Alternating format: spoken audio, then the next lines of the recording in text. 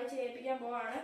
അപ്പം ഇത് എൻ്റെ സാറിന് വേണ്ടിയാണ് ഞാൻ ഈ ജനഗണമന വായിച്ചത്. അപ്പൊ ഞാനിത് കുറച്ച് മാസം ആയതുകൊണ്ടൊന്ന് പഠിക്കാൻ. അപ്പൊ നമുക്ക് എന്തായാലും വീഡിയോയിലേക്ക് പോകാം. അപ്പൊ ചെറിയ ചെറിയ തെറ്റൊക്കെ ഉണ്ടെങ്കിൽ നിങ്ങൾ ക്ഷമിക്കണം. നമുക്ക്